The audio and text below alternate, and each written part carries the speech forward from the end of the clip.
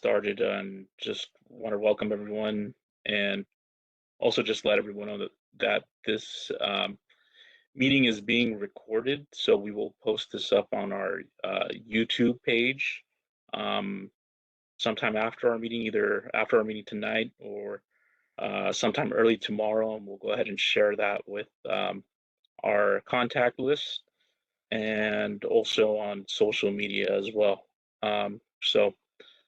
Elisa, go ahead and take it from here. Hi, good evening, everyone. Thank you for joining us and taking the time to attend this meeting on the slide on State Route 150. My name is Elisa Almazan with Caltrans Public Affairs. So let's get started.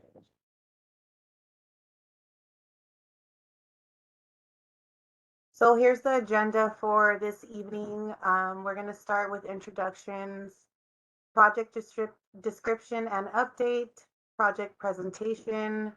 We're going to be talking about what is a soldier pile retaining wall, what is a tieback anchor, examples soldier pile wall, and when will the road be opened.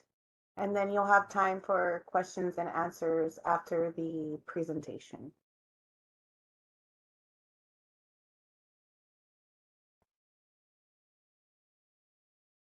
So introduction, project personnel. We have John Yang with us, Deputy District Director of Construction. We have Isam Abumahor, Principal TE Assistant District Division Chief. Sharif Botros, Supervising TE Construction. Michael Francis, he is our Area Construction Manager. Joseph Tirani, our Senior TE Field out of Thousand Oaks. Lawrence Okoye, our area bridge construction engineer, and Hussam Baran, our structure representative. So here's some background of the slide. Our slide is still active. It's this picture is actually a translation slide. According to the U.S. Geological Survey, in this type of slide, the landslide mass moves along a roughly planar surface with little rotation or backward tilting. The area of the slide is approximately 1.8 acres. The approximate dimensions from the head scarp to the toe is 750 feet, and it ranges in width from 100 feet to 200 feet. Estimating over 32,000 cubic yards of material need to be removed from the site. That is approximately 2,000 truck trips. So here's a picture that basically shows you the translational slide.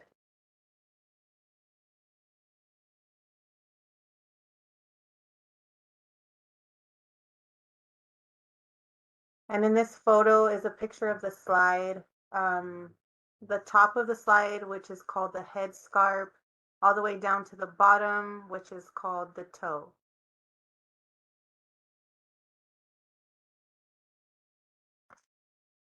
And Jackie or Nina, if you would like to chime in and add anything, you're more than welcome. I think you did pretty good, Elisa, just showing the main slide that slid back on February 20th, if I remember right, or 21st. And then, of course, this area has additional nested slides, but that's why we're building the wall to try to retain the hillside. So good job. Thank you, Jackie. So here's some background on our slide. Immediately after the slide, Caltrans secured the slide location and continued responding to weather-related issues. Caltrans hired a local contractor, R&R Demo, and Grading Corp made emergency funding available to expeditiously repair and restore the highway. Caltrans geotechnical engineers and consultants went to work and produced a foundation report which recommended a soldier pile retaining wall built in 3 zones as the best repair shoring method to protect the hillside from further slides. And here's also a picture attached for you to see.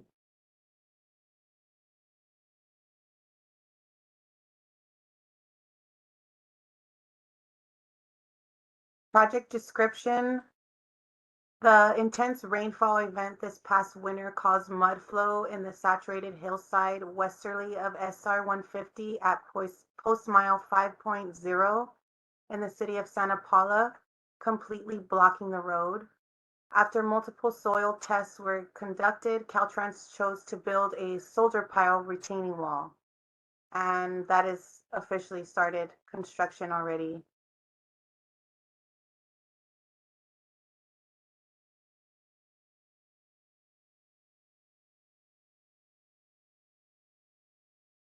So here's a description, and I believe Lawrence is gonna break it down for you.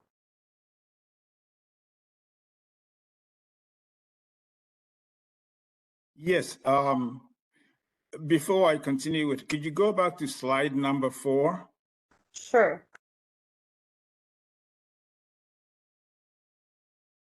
Keep going. Here we go. One more. Maybe it's 3. One more. It's this one. Okay. I wanted to start with this one just to highlight the importance of this project to Caltrans. On a regular Caltrans project, the projects every project rests on the shoulders of the structure rep and the resident engineer, especially the resident engineer. And then above the structure rep and the resident engineer is the construction engineer, which in this case is Joseph Terrani. And Joe is doing a double duty he's wearing 2 hats on this project. He is the RE, and he's also the construction engineer. And then at the same level as Joe is myself, Lawrence Okoye. I'm the area bridge construction engineer. So as I was saying, on any other Caltrans project, this is where the construction stops. Anything above us will be escalation for other issues. But just to show you how important this project is, I have my boss, Mike Francis, involved hands-on in this project. And Joe's boss is Sharif Boutros. He is involved. He's on a meeting with us almost every meeting. And then Sharif's boss is Issam Abumohar. Issam, even when he's out of the country, when he's not in office, still calls in to find out how the project is going. And above all of us out in construction is the Deputy District Director for Construction, John Yang. John doesn't rest. He wants to know everything that's happening on this project. This is how important this job is to, this is how highly we place the effort to open back Route 150. And then above John is also our boss of buses, she's also heavily involved in this. And that's our Caltrans district director here in District 7. And that's Ms. Roberts. So if you can go back to where it shows the cross section of the plant.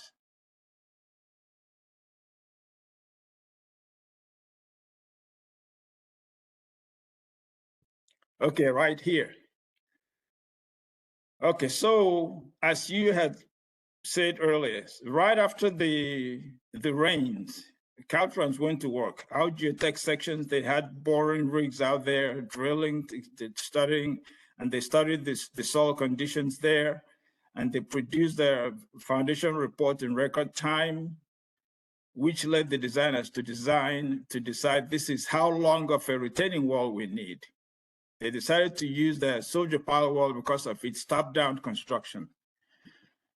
So the wall is in total 360 feet, and it's in 3 zones or 3 sections. The shallowest zone is on the north side, and that's zone 1. That's the one we're building first. And it's 100 feet. And just in this short section of the shallow wall, I call it shallow because the shortest here, the piles are each 65 feet. And there's about 4 rows of tiebacks, and I will explain tieback later on. And then the next to zone 1 is zone 2, just further south, which is the deepest part. That's where the actual slide is actually zones 2 and 3. So zone 2 is the longest at 184 feet. And each pile in zone 2 is 75 feet long. And also it has 5 rows of tiebacks. Zone 3 is 76 feet long with also 5 rows of tieback. And each of these walls, the height above each of the soldier piles is about 40 or 50 feet above ground. So the rest of it is being below ground. The retaining wall is set about 100 feet just westerly of Route 150. Next slide, please. So what have we done so far? Just as an update to the project. Structures design went to work immediately after they received data from geotech design from our geotech engineers, and they designed the retaining wall that we just saw earlier. With that plans, we sent it to the contractor who produced shop plans on how to weld all the beams together to form the piles, the beam to go inside each pile.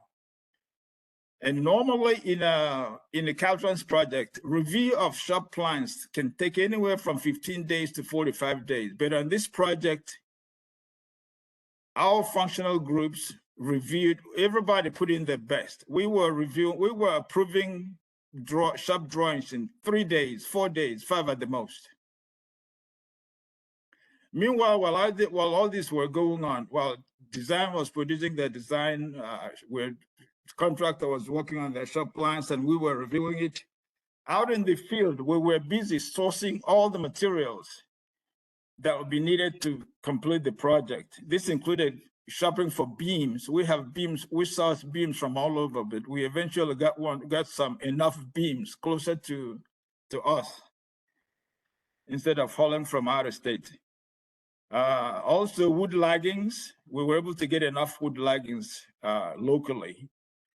And the steel strands for the tiebacks were also sourced. So all of this were happening even before the design came out. And then right now, most of the beams needed in zone 1, actually, there was an update. I was out in the field on Monday. So there's actually an update to this last bullet here. We have all the beams are fabricated, not just for zone 1. We have according to CD Lyons, who is fabricating the beams, the last 3 beams were sent to Technocoating for painting on Monday. So we have all the beams are done and ready. Next slide, please.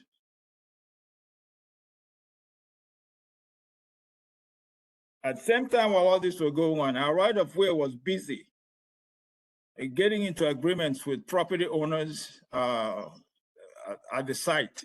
So they walked and got right of entry into 2 properties in which the wall was to sit. So we were able to grade access as soon as Geotech gave us the okay, that it's okay to walk on the slide material. So we were able to cut access for the equipments to be used to construct the walls.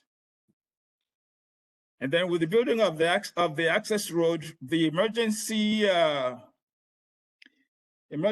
vehicles, or the fire department and police, they wanted to see if they could have access. So we also graded the access road for construction. We graded it, as you can see right here, for emergency vehicles. So right now, emergency vehicles can go north and south of the slide, but only emergency vehicles. All materials we're using on the job were sourced locally. I mean, all materials and suppliers. The prime contractor, R&R, is actually based there in Santa Paula. The fabrication site, CD Lyons, is based in Ventura. And the paint shop, Technocoating, is in LA somewhere. In addition, just for the safety of houses nearby and for the safety of the workers, our geotech section requested and required that we install a slope monitoring system so we can observe and see in real time if the slope is still moving. So that has been procured. Next slide, please. And as a matter of fact, it was actually installed last week, Friday. And the surveying to get it dialed in was finished yesterday. So we should be getting data on that. We should be able to know if the area of the slide is still moving or if it's not. We have drill rigs and cranes who are already at the job site. They were mobilized last week, and the first pile was drilled on Friday, April 26th. They went down a few feet, about 30 feet, and they encountered a lot of rocks and boulders. However, drilling continued on Saturday, the next day, and it's been going continuously ever since. They plan on installing at least 3 piles a day if they can get enough concrete to complete the 3 piles. Next slide, please.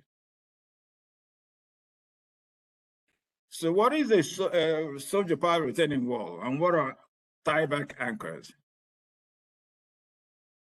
A soldier pile retaining wall is used to retain the soil behind a wall to allow the ground in front of it to be moved, to be lowered. Hence, it's top-down construction. It lends it to this sort of application. And tiebacks are horizontal steel wires or steel rods that reinforce the retaining walls for stability. Sort of attaches or stresses the soldier pile wall, anchors it into the ground next to where it's being retained. So the tiebacks are anchored at one end to the wall and to a stable structure on the other end. This stable structure could just be the ground, or it could be to a man-made object buried underground, like a dead man or something, which is a solid mass of concrete. Next slide, please.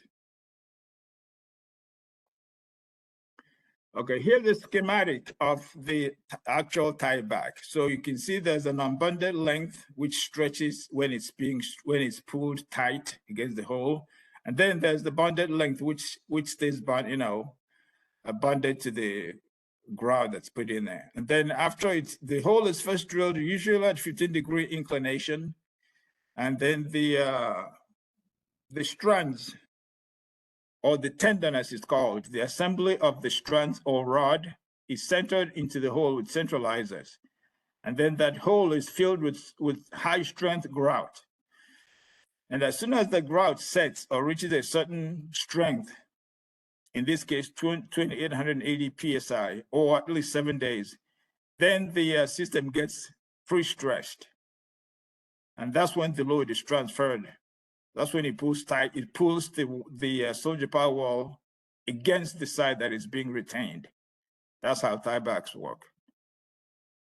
Next slide, please. Okay, here's an example of a tieback system being stressed. If you take a look at the second set from this end, you can see a jack That's a hydraulic jack. That's what they use to stress the strands. They pull it tight until a certain determined strength force is reached, and then it's locked off.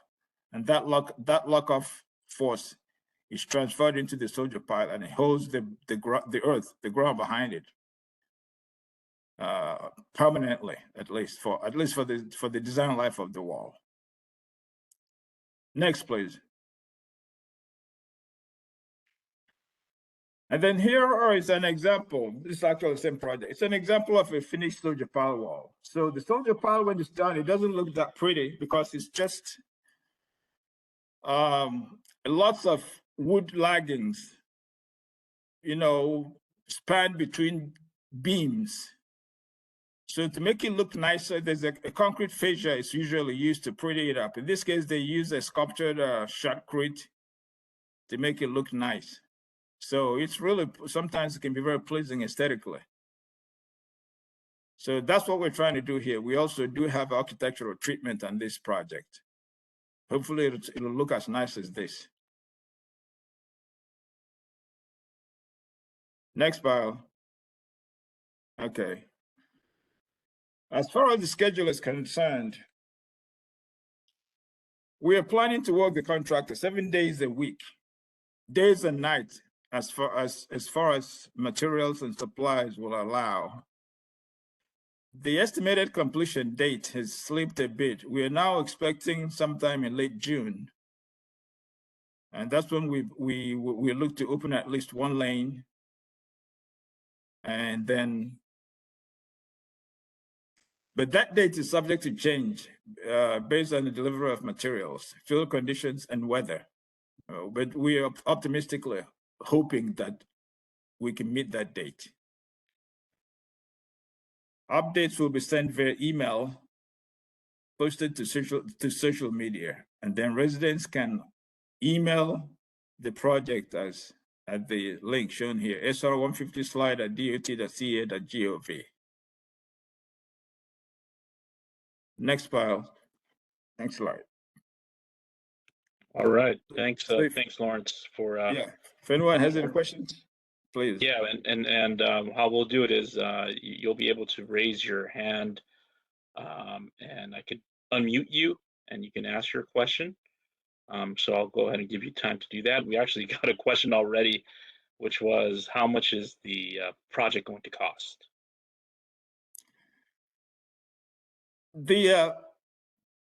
The estimate on which the director's order is based on is just under 3 million, but this is a time and material project. We really can't say how much it'll cost right now. It's just a rough estimate.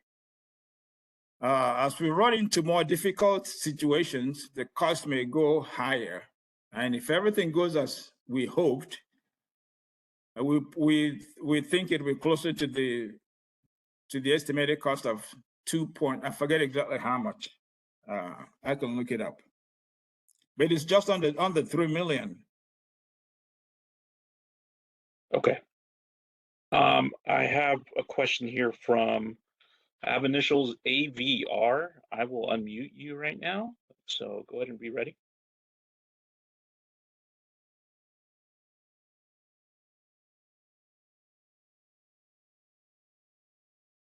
Go ahead, Okay, thank you. Sorry, I wanted to just thank you for this presentation, and thanks for hiring local workers and a great contracting company. One of the questions I had was this. You said the project will probably be finished towards the end of June, but then after that, only one lane will be open right away. And so I guess I'm just wondering why, if the project is finished, will only one lane be open? Thank you. The project. Answer this question. Hello, is somebody else coming in? Yeah, can I take this question, Lawrence? Yeah. Excuse me. So, hi everyone. This is Sharif Boutros. I'm with Caltrans District 7 Construction. The project will, when the project ends, at the very end, it's going to be 2 lanes open like it was in the very beginning. The road will be clean, will be open, will be structurally sound and safe. The 1 lane is for us to expedite at least some path for the residents to be able to go to access something. I know we feel how tough the situation is for everyone, so we are not going to wait until the very end of the project to provide one lane. We're going to open one lane when we can. Then we're going to keep working with one lane open to be able to finish the project and open the other lane. And Sharif, just to confirm, when we open with one lane, there'll be alternating traffic control, right? We'll have traffic control set up at each end, allowing traffic in, correct? Absolutely, Eric. That's how we are going to plan to have it. We are doing the same in different routes. We can put like a temporary traffic light, or we can have flaggers since the area of the slide is not that big, so we can have actual flaggers to flag traffic through one lane. Thank you. And we did get a hand raised from Grant. If I have your hand raised, I will go ahead and unmute you right now. Go ahead, Grant. Follow up to that one. It looks like the one lane is June. When you talk about opening the second lane, is there an estimated date for that? We're going to try to do it as fast as we can. We are shooting for the one lane by end of June because that will provide some relief to the community. We are hoping the second lane will be a month to a month and a half after that. All right. So just so I can give everybody a brief idea of how we are planning to open one lane versus two lanes. Like Lawrence said in his presentation, this wall will be constructed from top down, top to bottom.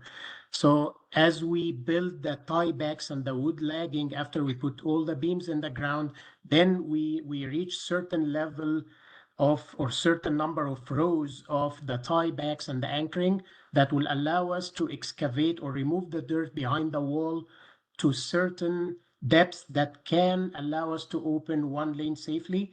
Then as we go down and excavate more and put more tiebacks and more wood lagging, we go down, then we can extend the closure, the opening of the second lane, if that makes sense.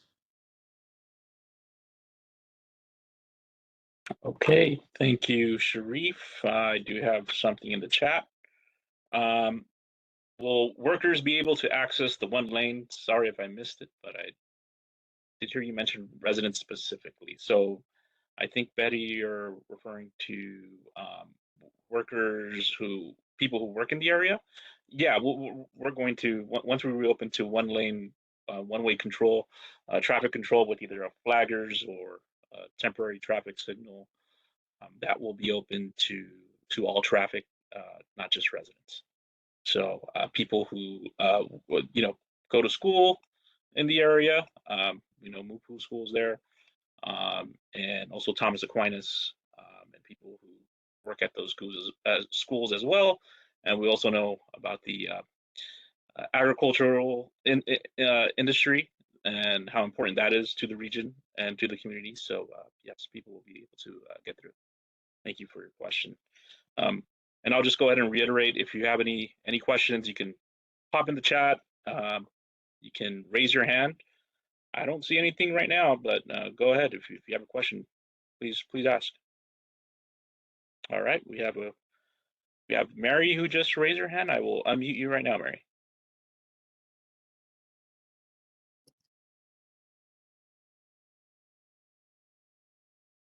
Go ahead, Mary, you're live.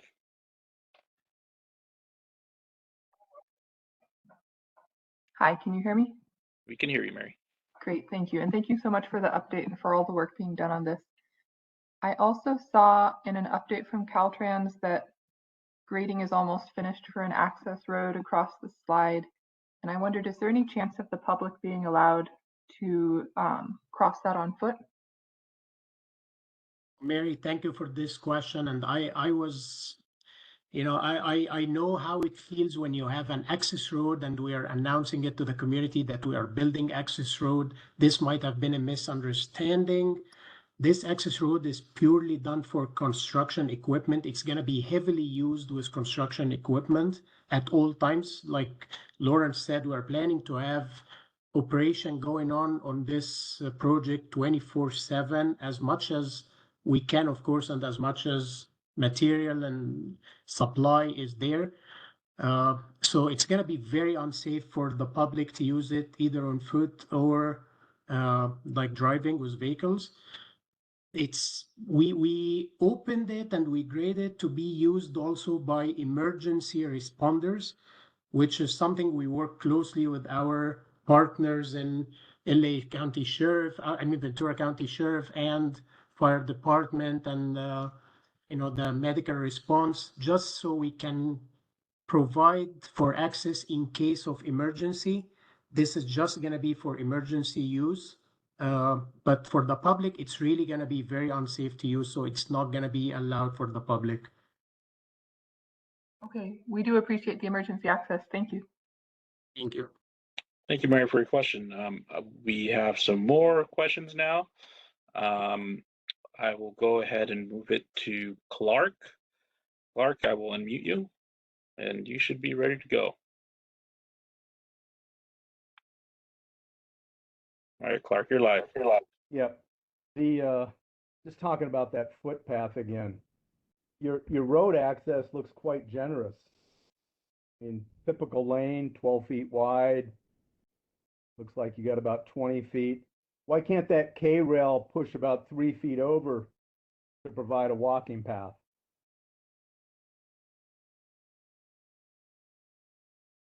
So Thank you go ahead, Sharif.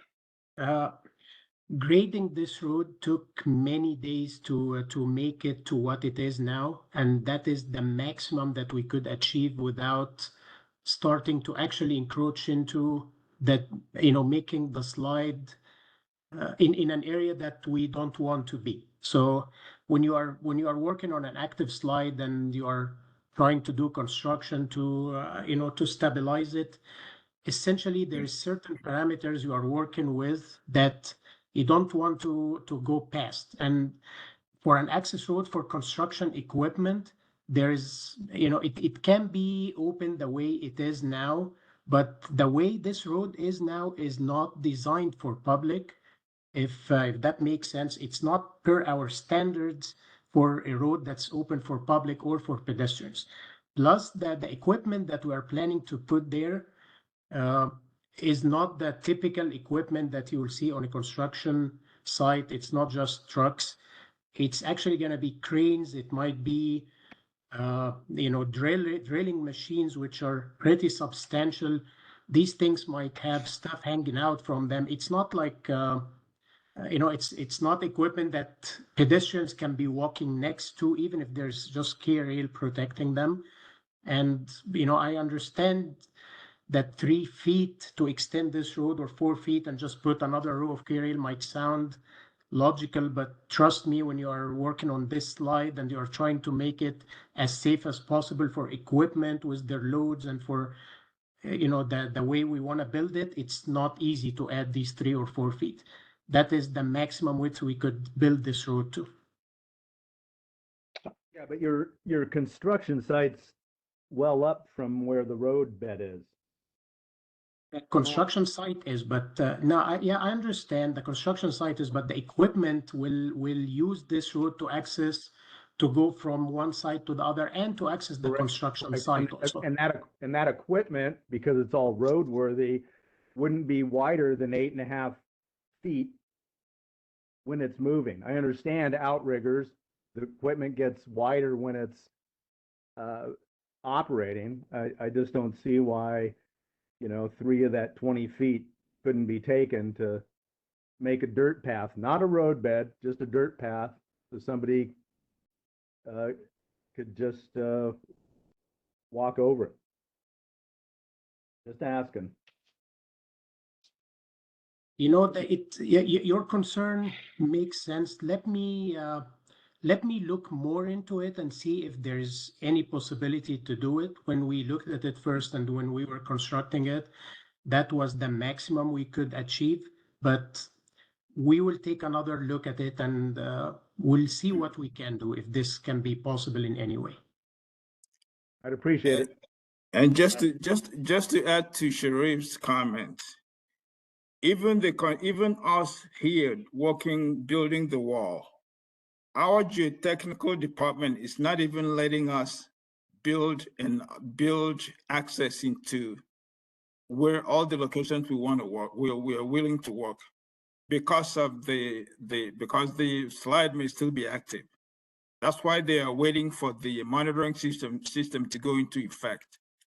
So even though it may seem like it will be a safe thing to have pedestrians walking next to the K-rail up there, we don't know what the ground will do. We don't know how, what the effect of the ground, and then with the equipment, wide body equipments moving back and forth, steel beams. We have beams that are 75 feet long, all resting on the north side of the bridge. Pretty soon we'll have some on the south side. It's not going to be a safe place for pedestrians once the operation gets going.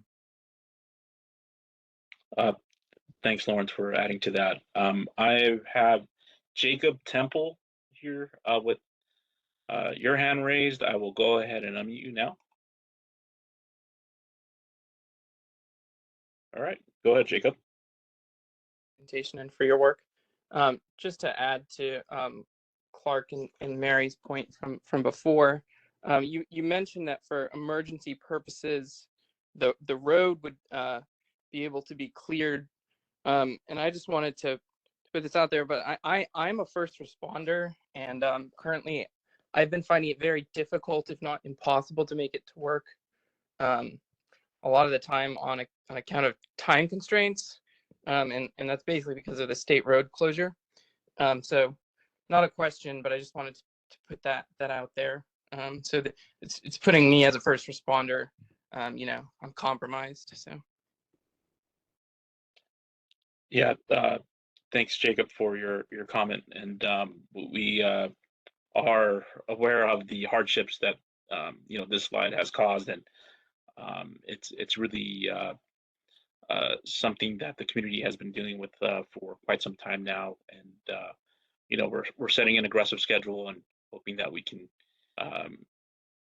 get open by the end of June, perhaps earlier if possible, if all goes well.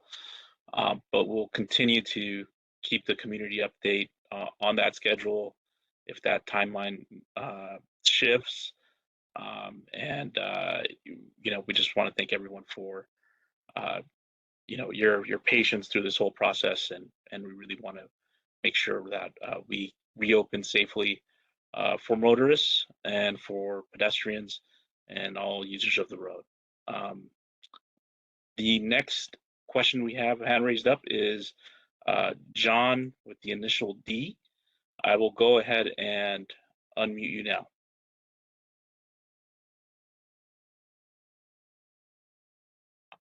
Go ahead, John. Everybody as well. Can you hear me? Yep. Yeah. I just want to add as well to Clark, Mary, and Jacob's comment. I think, if I understood correctly, I think Jacob is a first responder, and trying to get to work has been difficult, if not impossible, and that's obviously the truth for everybody that's been affected by this slide. In your conversation with Clark, you indicated that it would be difficult to open a footpath. Although I'm glad, and I'm thank you for this, that you're gonna look into it more, and we look forward to hearing about that.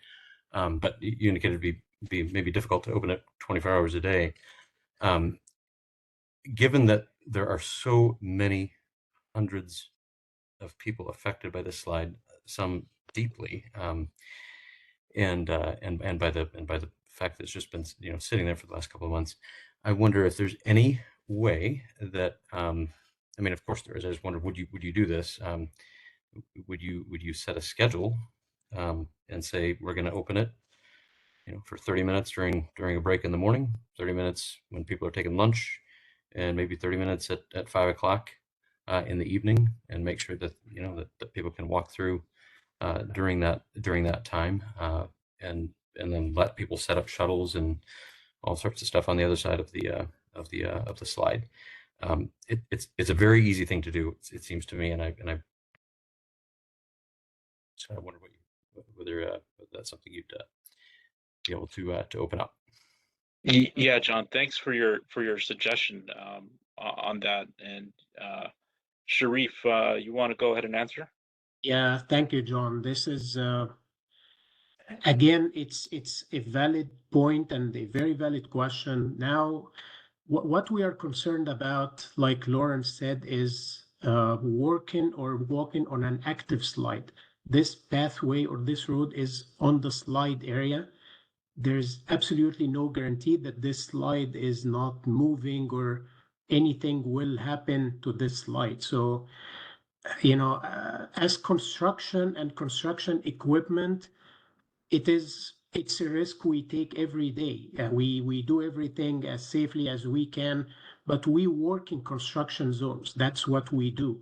But for us to allow the public to walk on an active slide, it's something that requires the pathway or the road that we're building to be built to certain standards. And this road is not built to the standards that will allow, or we don't have the safety guarantee or safety measures that makes us sure that nothing is going to happen to this road while somebody is walking on it. We definitely we don't want to endanger anybody. We don't want to put anybody's life or well-being in jeopardy by doing that. We are going to look at it. We have the radar monitoring system for the slide. In the next couple of weeks, maybe, we will be able to see how much movement, if any, is still happening on the slide. This will give us indication of how stable this slide is. And from there, I'm going to be able to talk to our geotech department and see what's the possibility of us adding that. So I will look into all of this. I heard what the community wants. I think it's valid, and I will look into it. I will see how safe we can do it. No promises, because if it's not safe, I will not be able to do it. If we can do it safely with some certainty that this will be safe and we are not putting anybody's life in jeopardy, we will really look into it seriously. Okay, thank you, Sharif. That I fair appreciate enough? I appreciate your commitment to look into it and to hopefully open it in a couple of weeks. If it looks like the road isn't, what I understand you saying is that if you determine that the road isn't likely to move while people are walking on it, that probably you would be able to open a footpath in a couple of weeks if the geotech guys are on board with it. It sounded like that was what you were saying, and I just want to thank you for that. And and just to emphasize the point, everybody knows these numbers. 3,200 cars used to go back and forth through there every day. Those 3,200 cars and however many thousands of people are doing big long drives. My drive is an hour, and after early in the morning and long days at work, it's dangerous for me, and especially I don't work in the hot sun all day long. A lot of people do, and I feel for them as well. So Sharif, I'm grateful to you. All of us are. You're going to look into that footpath and look forward to hearing. Let me clarify something, John. I think and this is John Yang in construction. We gonna look into it, but most likely will be away from the construction, because just like Lawrence said, we really don't want to slow down the construction activity and cause safety issue. And then this wall is built in private property, by the way. We have certain right to entry, but that right to entry does not include the public access and all that. So with that said, we're gonna work with our geotechnical engineer and geologist, and we want to look at the current slide, and then it has been dry. So we will look for an area that we can better provide pedestrian access if we can. And then at which time we would announce it, and hopefully that will satisfy everybody's need until we open the roadway. We look forward to the announcement. Thank you. I just and hopefully that can be done on the road, that's built there now, and yeah, it's not going to be very construction, because it is quite hard for the contractor to work and then flagging people through. That's not going to happen. So I understand. Thank you. Thank you, John, for your question. We're going to go to the next person with their hand up, and that is Kayla. I will go ahead and unmute you now.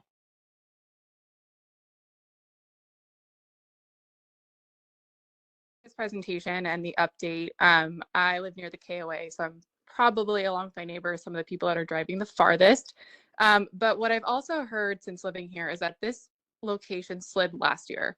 So my question, while this is like the immediate priority, is to work on this location and get this road open, what are your plans thereafter? Because there are still a lot of places along the 150, if you look along, that there are slides.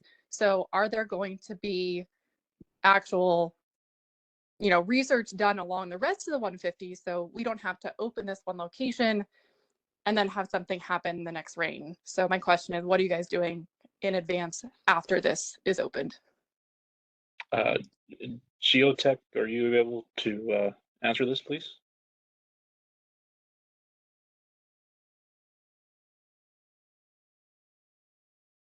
And Kayla, thank you for your question. So Geotech will provide recommendations. So what we'll do is we go in and we either do some investigation as we drill and do what we did for this project, collect lab samples, run analysis, and provide recommendations. So I know there's been a few locations around on the Route 150 that we have done this. As for the extent of what occurs once we give the recommendations, I have to pass that off to construction. I know that there's a few areas that last year we provided recommendations and they are being constructed as projects. So I don't know, John, or if your team can chime in on this one. For continuous monitoring and the maintenance, we will work in conjunction with maintenance division. And I want to clarify that. Last time I said it already, the last year it wasn't a slide. It's a material just fell off onto the roadway. And we have a lot of those during the rain because the embankment near the roadway is not high, sometimes 3 to 4 feet. And then it's self-standing, but then when during the rain, the rain will take the materials off the surface and run onto the roadway. And normally we just need to clear it. We have a lot of those, we agree, and some may be higher than 3 or 4 feet, and then we will constantly monitor those. And if we have anytime we have any concern, we definitely will work with maintenance and have the geotech out here, maybe taking samples and looking at it and see how we can either do netting or do any kind of maintenance measure or K-rails. So yeah, routine maintenance will be done. And we do welcome residents' input. Anytime you see something fishy, let us know. We definitely, it is our due diligence to look at it, and we do appreciate your comment. Thank you. Thank you for that. And yeah, we have a hardworking maintenance team who, whenever we have a storm, they work 24/7, 12-hour shifts.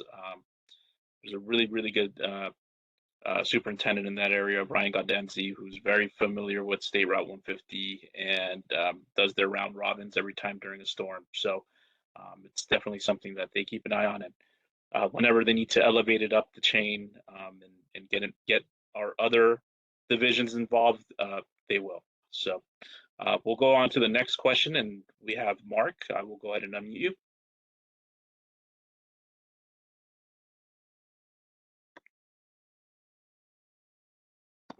Go ahead, Mark. On this, can you hear me? Yes, we can. Okay. I live on the Santa Paula side of the slide, just down the road. And I visit it often. I have a friend that lives up there.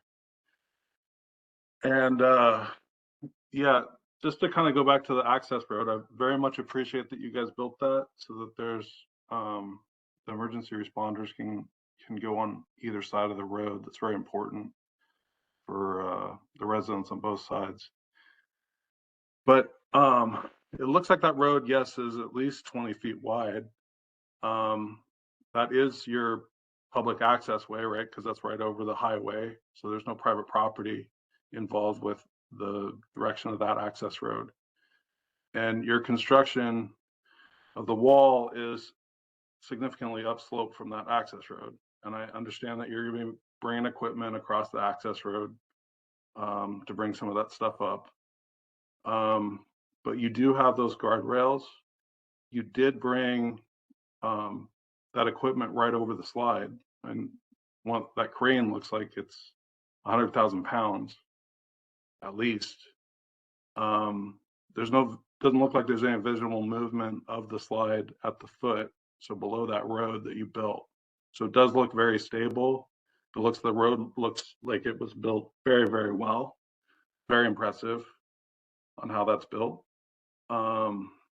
And I just want to make sure we're not being two-sided. I understand your safety concerns, but I'm not sure you're hearing the hundreds of us that are involved here, our safety concerns of, it's not like we're just jumping on the 101 and, you know, driving 40 miles down the 101 on a nice highway.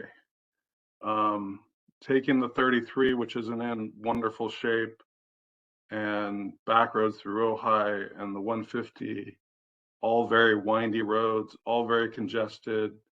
There's construction traffic basically all the way through that section from when you leave the Ventura Avenue, you know, all the way up.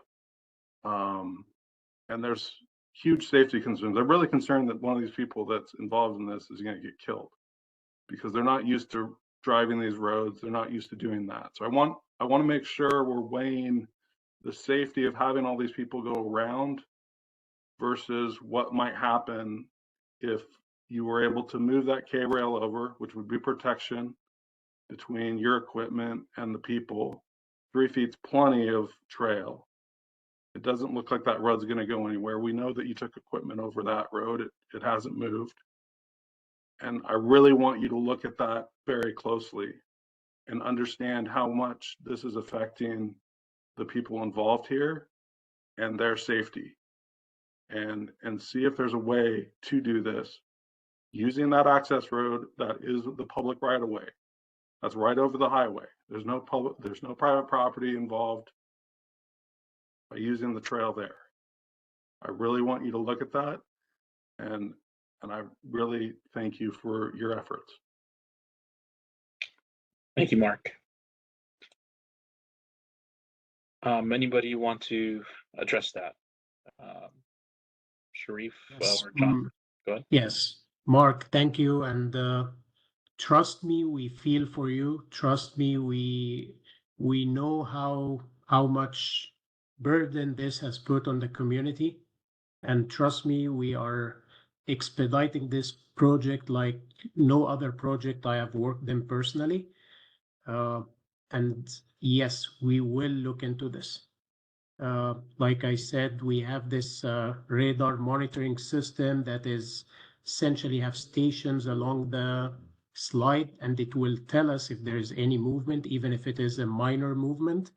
It will give us an idea over the next couple of weeks of how this slide is behaving with the equipment on top and with the loads it's taking.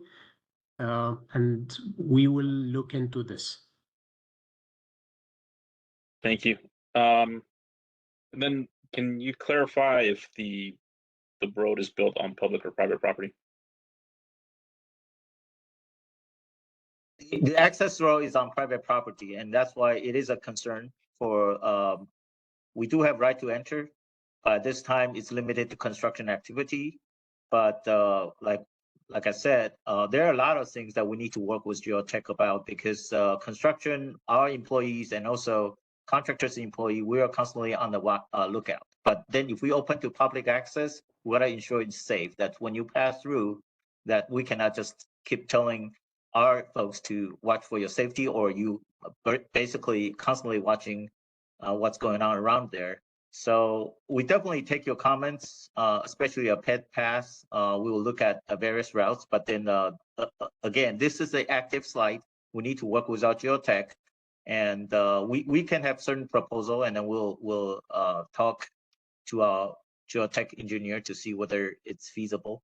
But open up for vehicle access, I think that's something that's pretty much out of the question based on the massive amount of the dirt on the roadway and all that.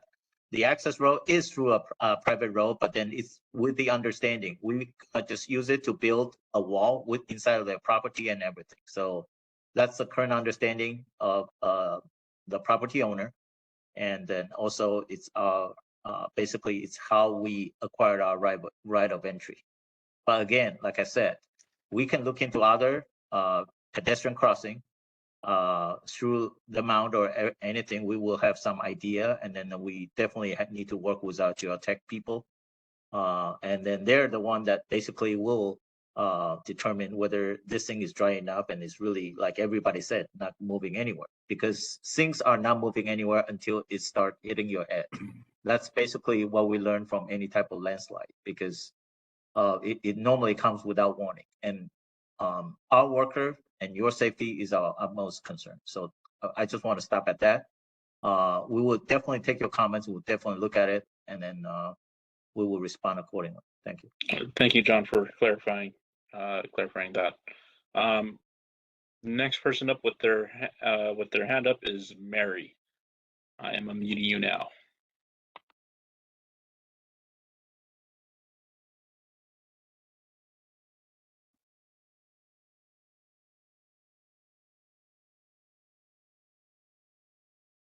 See, Mary, let me try one more time. Oh, there you go. You're good.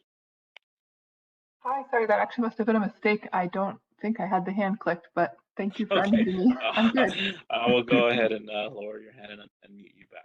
Thank you, Mary. Next question is Pam Colvard. I will go ahead and unmute you now.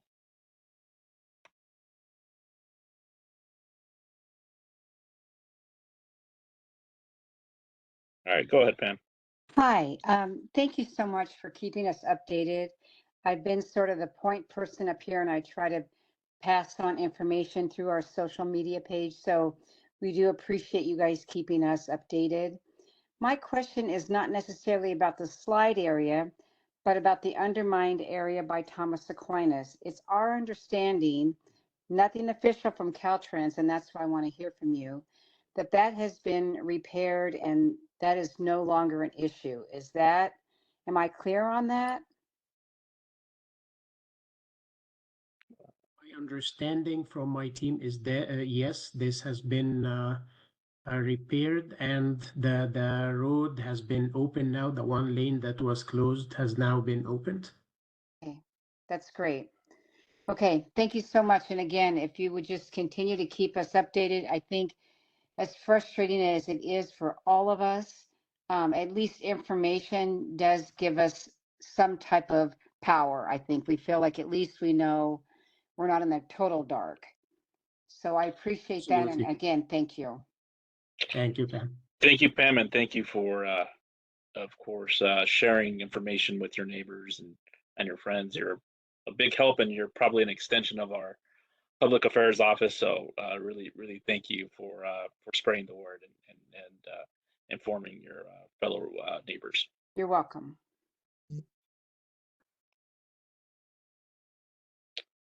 Okay, we now have Patricia. I will go ahead and unmute you now.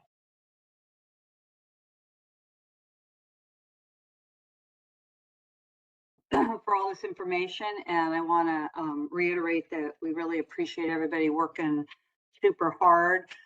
Most people said what I wanted to say, but I just wanted to reiterate, if you could come up with some sort of walking path. I understand you need to make it safe, but the dangers of driving an hour each way to traffic, I mean, I do it every day. So it's like, I just see the traffic, and I've seen multiple accidents just since I've been doing this. And it's kind of like, I used to be a lifeguard and a teacher. And so when people talk about guns killing kids, well, the greatest cause of children dying are pools and backyards. So it's kind of like sometimes people focus on something that seems like a danger, but statistically there's a much greater danger. And so just if you could think about the statistics on driving and traffic and car accidents, and maybe you don't die, but you could be paralyzed for life. if you could come up with some kind of walking path, again, it doesn't have to be all day. You could say it's open from 7 to 7:30 and then come home 5 to 5:30. That would be greatly appreciated. I do understand your concerns, and I don't want to mitigate anything that you're telling us, but just if you could really look into that, that would be a tremendous help and ease of our burden and our risk. So thank you very much. I really appreciate everything you're doing. Thank you for your comments, Patricia. And yes, we appreciate and welcome your ideas, and we will do our best and see what we can do to provide some sort of access for people. I know you've waited a very long time, so and it's the reason why we really are working as fast as we can, and hopefully we can provide you some good news soon. Next person with their hand up is Supervisor Kelly Long. I will go ahead and unmute you now.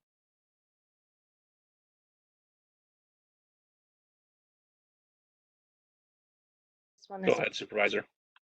Hi, thank you so much. I just wanted to say I really appreciate everyone being on here and asking your questions and providing comments. I know that it helps with the process, and wanted to say thank you to Caltrans for keeping us up and working with the county and the cities so that we can do the best we can for the community. I know it is frustrating, but it's so much better for us when we have some information so we can at least work with it and be a part of the process. So I just wanted to say thank you. It's been really good. So appreciate it. Thank you, Supervisor Long, and thank you, of course, for your support, and also the Ventura County Transportation Commission support as well, which you serve on. And again, thank you for that, getting that shuttle in for folks. This is that's very, very much helpful, and a good way to alleviate some of the transportation issues for your residents and workers in the area. Next person we have with their hand up is Reagan Corwin. I will go ahead and unmute you.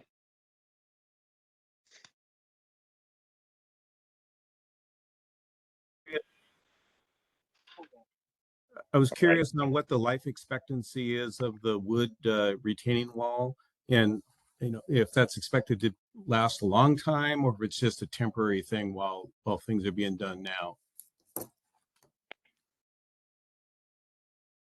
It is a permanent wall. It is a permanent repair. The wood lagging, it's a treated wood lagging. It'll last longer than all our lifetimes combined. But the normal lifetime of our transportation infrastructure is about 75 years. So okay, this wall will last way beyond that. Okay. Thank you for your question. We will go to the next person up. We have Mark. I have you with your hand up. I will go ahead and unmute you.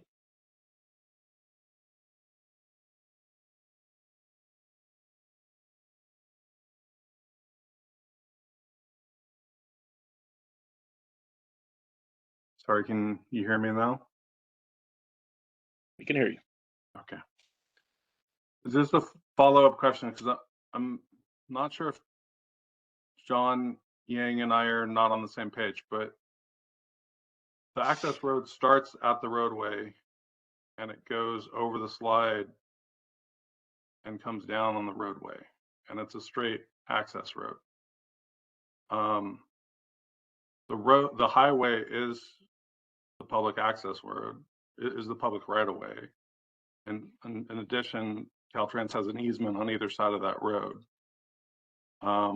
Of course, the access road that goes over the slide also links up to the hillside where you guys are staging equipment. You can see that from, the bridge, and you can see that you have your crane up there, and that ties into the residence that's up there. But your access road goes right over the top of the slide, right over the highway. So I'm not seeing how that's on private property. And that's why I'm asking that would be the path that you'd be able to make a trail and not violate private property. So I just want to make sure we're on the same page there. Yeah, I take what you're saying, and then like I said, we're gonna look at it, and as you know, how to segregate construction traffic with pedestrian traffic will be a task. But after hearing all this, with the need of having people having walking paths, we definitely will look at it with geotech again. However, it is an active slide. It is possible that it still can move, especially when we start drilling holes and installing our facility up there. So we do want to talk to our geotechnical people, but we cannot just give you an answer right here. And then I No, understand what you're saying. I just want to make sure that the private property wasn't I a do, concern, that we were on the same page there. Okay. I do.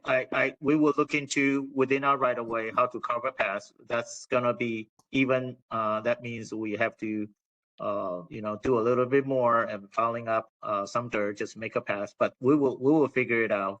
But again, but that's depending on whether we are gonna allow public pedestrian traffic through it. Whether during certain time of the day, or we're gonna basically have a spotter helping out, things like that. But it's all gonna be in discussion, and then we'll definitely get back to you after we visit the site and then determine. Okay. Sure.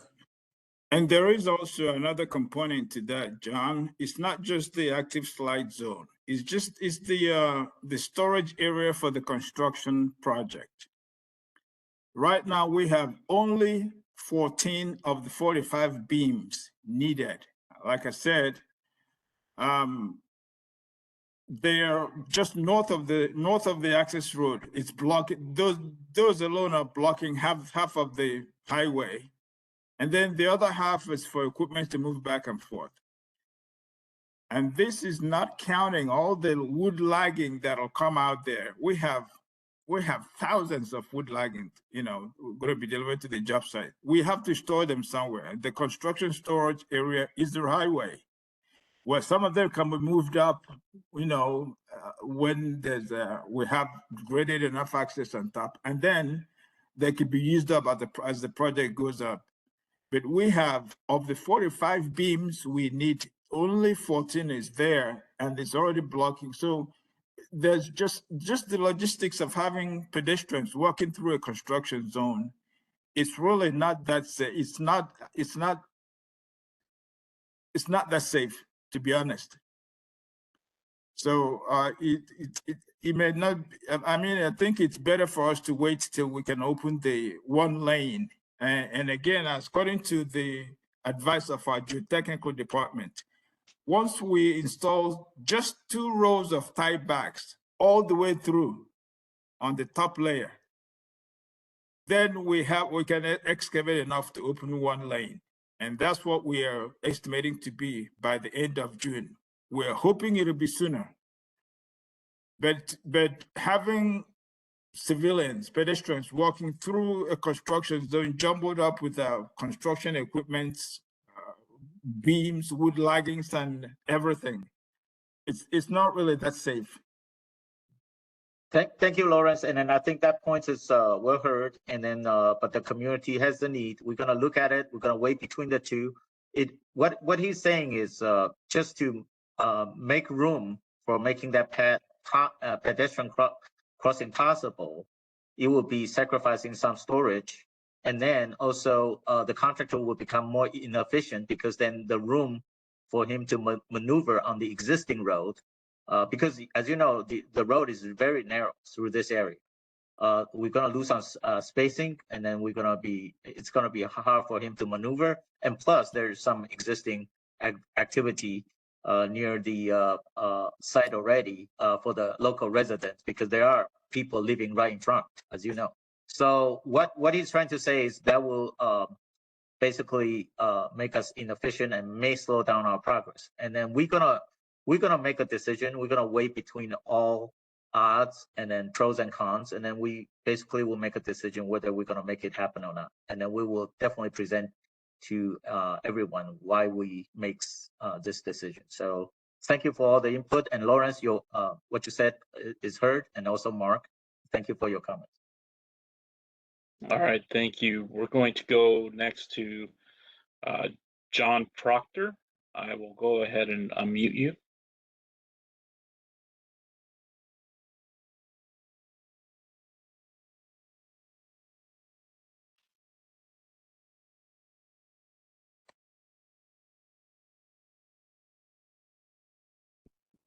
John, not sure if you have the ability to unmute. I'll try it one more time.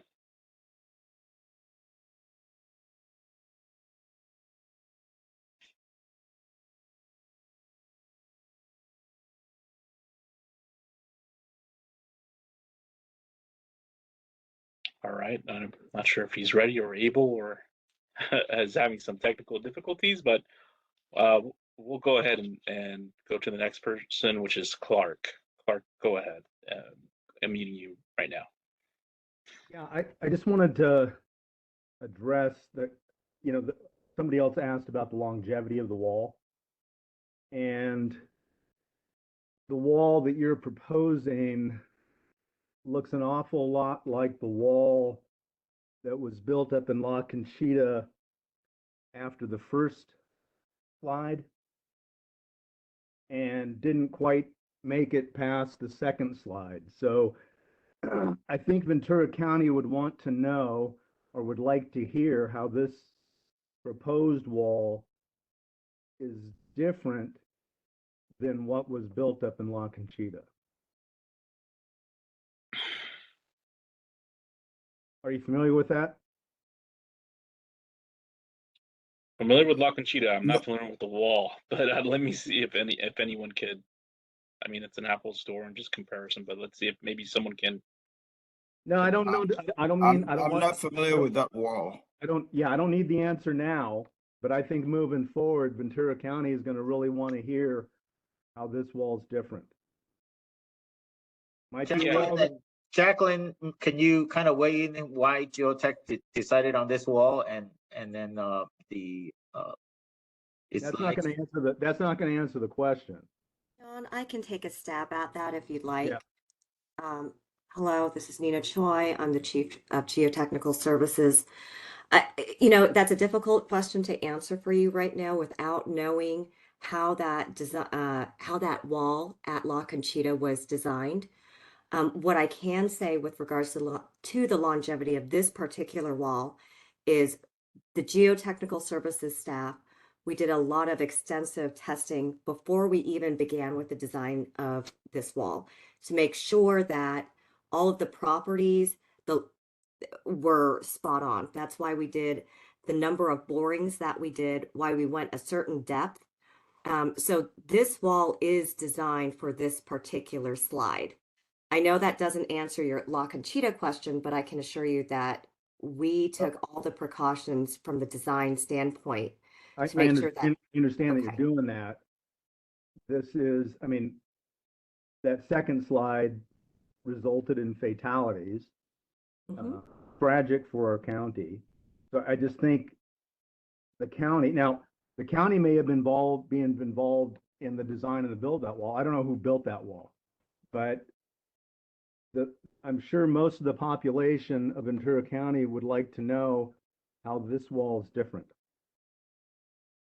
So you're not going to be able to answer that now, but in the coming weeks, the county would like to hear that answer.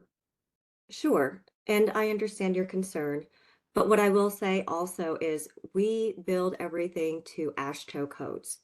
So we make sure that we either meet or exceed the national standard that's set forth for all retaining walls that for departments of transportation. Right. So here's a little personal history. So I'm a general contractor. I was building a house 3 houses away from the slide. So this is the second slide that has personally impacted me. So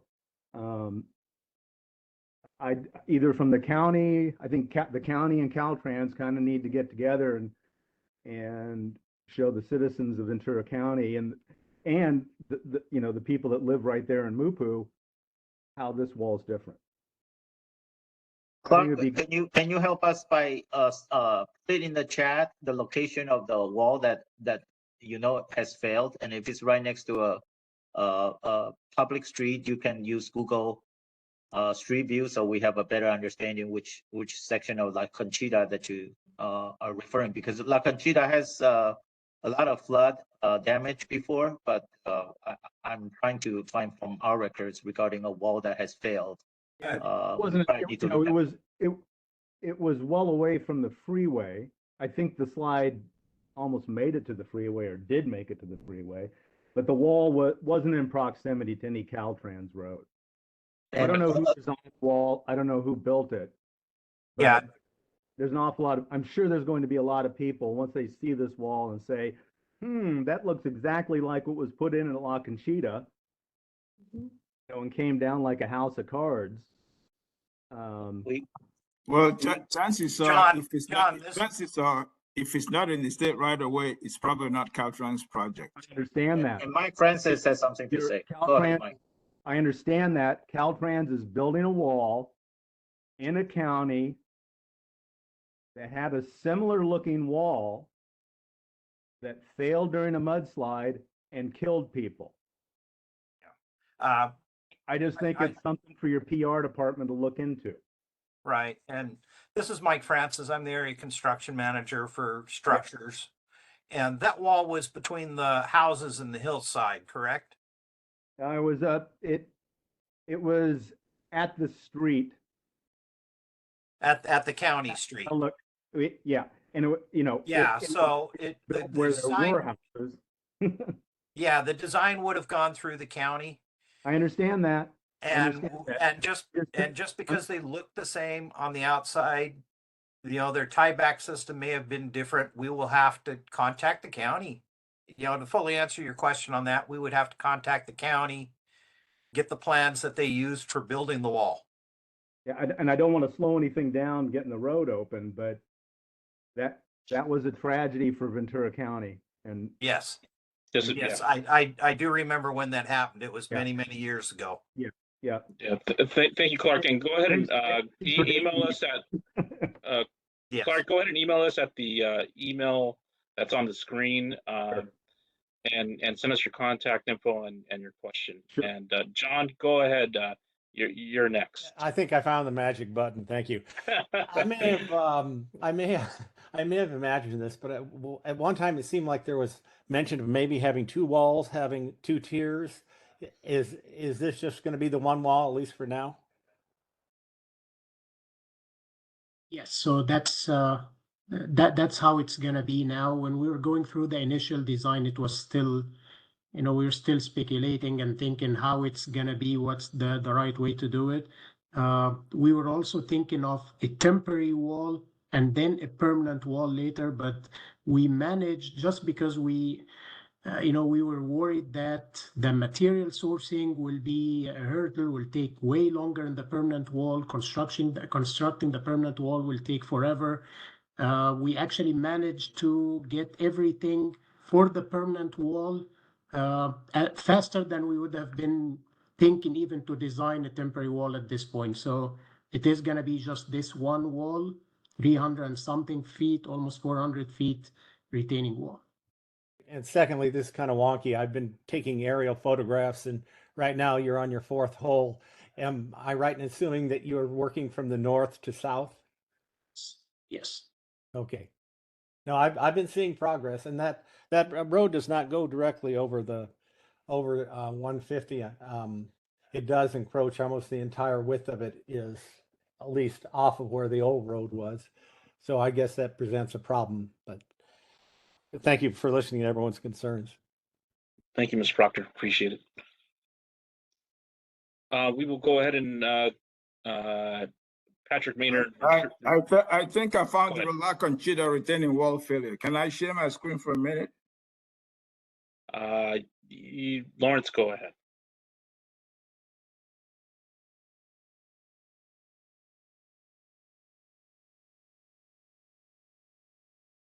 Eric, in the meantime, can you go to Patrick Maynard, because yes, he has something to say about the wall because he represents the county. Yes, Patrick, go ahead. You're live. Maynard, Director of Emergency Services for the County of Ventura. Just to add some information regarding the wall in La Conchita. Granted, that was a long time ago. That wall that was constructed was significantly shorter, and it was built with the purpose of trying to preserve the toe of that particular slope. It was not built with the intent of keeping the entire hillside from coming down. So Of course, when that failure occurred, it occurred from a higher point in the hillside, and it went over the top of that wall. This wall, I don't want to speak for Caltrans, but it's designed differently, and it's designed with a different purpose. So as it was said earlier, it's not an apples for apples comparison. And thanks for sharing, Lawrence. I don't think we need to go to this subject anymore. Okay. It is clear it is a different type of wall, and then Yeah. I think we need to move on. Thank you. All right, Thank sounds you. good. Thank you.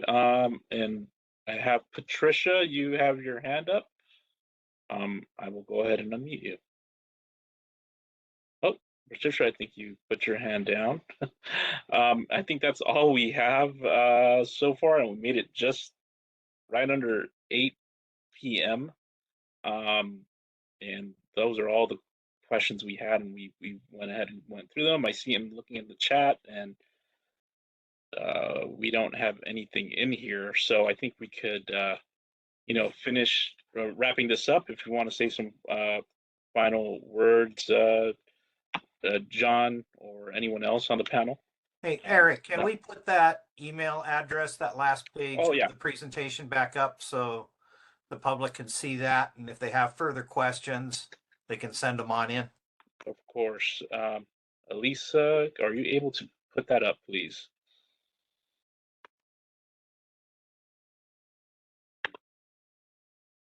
Let's see.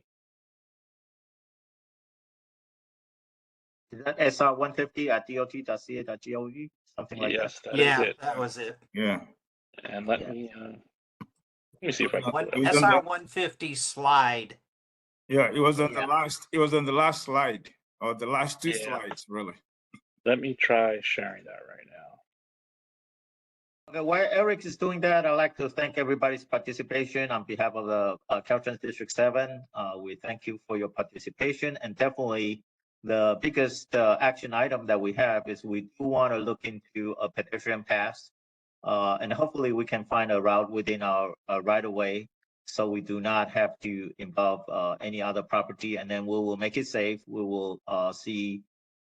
Maybe have operational hours like everybody referred, and then definitely your safety is our top utmost concern, and we definitely work with our geotechnical and also our contractor and also our structural construction fellows, and we will get back to you with email blast of our decision. Thank you. Yeah, we're now getting a lot of updates from the field. And we will try and update you as much as possible during the week, giving you a summary of what's going on out there.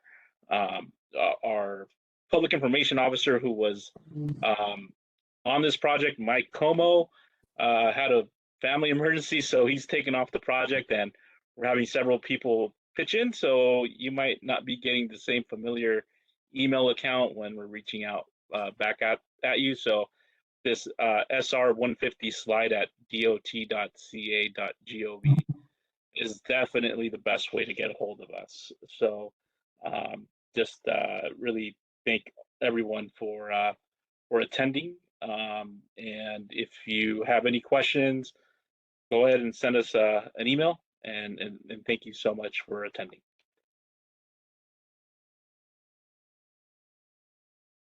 Thank you. Thank you all. Thank you, panelists. Thank you. Bye, everyone. Thank you.